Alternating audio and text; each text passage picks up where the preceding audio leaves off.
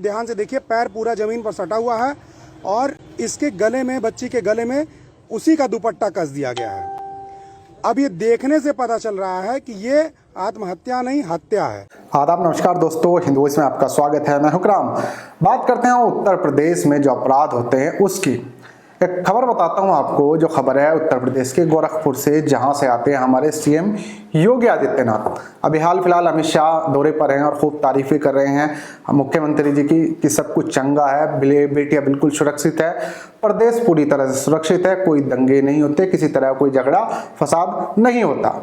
लेकिन एक खबर बताता हूं आपको। एक लड़की एग्जाम देने के लिए अपने घर से निकलती है, शनिवार के दिन कॉलेज पहुंचती है, क्योंकि कॉलेज माना जाता है कि सुरक्षित है, बेटियां सुरक्षित रहेंगी, पढ़ेंगी, आगे बढ़ेंगी। लेकिन थोड़ी देर बाद ही वहां पर फंदे पर लटकती हुई मिलती है। उसके बाद वो लोग कहते हैं कि इसने आत्महत्या की है। लेकिन जो पोस्टमार्टम रिपोर्ट अब आई है 2 दिन बाद, मैंने इसलिए खबर ये नहीं की अभी तक क्योंकि मैं इंतजार कर रहा था कि पूरी डिटेल आ जाए, फिर मैं आपको बताऊं कि किस तरह से हाल है उत्तर प्रदेश में अपराध का।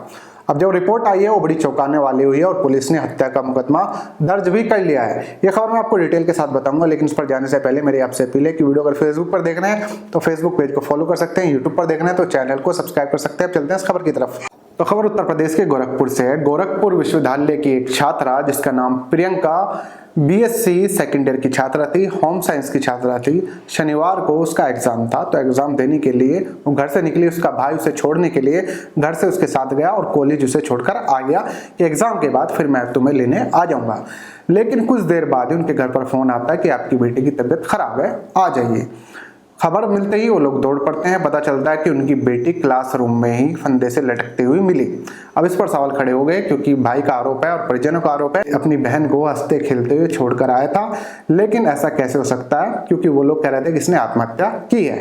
प्रियंका के गले में उसका खुद का दुपट्टा था जिसके सहारे वो लटकती हुई मिली थी और ये कहीं और नहीं बल्कि बेसमेंट में थी। अब ये बेसमेंट में वो कैसे पहुंची, किसने उसे वहां पर बुलाया और फिर उसके साथ क्या हुआ, ये एक बड़ा सवाल था। लेकिन 2 दिन बाद अब रिपोर्ट सामने आई है, पोस्टमार्टम रिपोर्ट, क्योंकि पहले घर वालों ने अंतिम संस्कार करने से साफ मना कर दिया था कि जब तक हत्या का मुकदमा दर्ज नहीं होगा तब तक हम लोग अंतिम संस्कार नहीं करेंगे। उसके बाद उन्होंने पोस्टमार्टम डेड बॉडी को पोस्टमार्टम के लिए भिजवा दिया था। आज रिपोर्ट आई है और फिर रिपोर्ट आने के बाद और काफी बवाल हुआ है और वहां के जो विधायक हैं शहर के, उनके कहने पर फिर अब हत्या का मुकदमा दर्ज हुआ है। पोस्टमार्टम रिपोर्ट में कई सारी चीजें चौंकाने वाली सामने आई हैं, जिसमें इस लड़की के सर के पीछे चोट के निशान थे, हाथ की घड़ी गायब थी, कपड़े धूल से लिपटे हुए थे जैसे कि घसीटा गया हो, उसके अलावा बाह के कपड़े फटे हुए थे और चौथा पैर का हिस्सा जमीन से बहुत ज्यादा सटा हुआ था, जिसके चलते अनुमान पहले से लगा जाता कि किसी ने मारकर, गला घोंटकर या जैसे भी हो हत्या करके डेड बॉडी को लटकाया गया ताकि ऐसा लगे कि यह हत्या हुई है। लेकिन सवाल सबसे बड़ा यहाँ ये है कि विश्वविद्यालय के अंदर, कॉलेज परिसर के अंदर ये इस हत्या को अंजाम दिया गया है, क्योंकि इसे हत्या ही कहा जाए। पोस्टमार्टम के बाद हत्या का मुकदमा दर्ज कर लिया गया है। इस घटना से पूरे शहर में सुरक्षा पर सवाल खड़ा हो गया, खासकर छात्राओं की सुरक्षा को लेकर, क्योंकि स्कूल कॉलेज में अगर इस तरह की घटनाएं होती हैं तो फिर लड़कियां कहाँ सेफ हैं।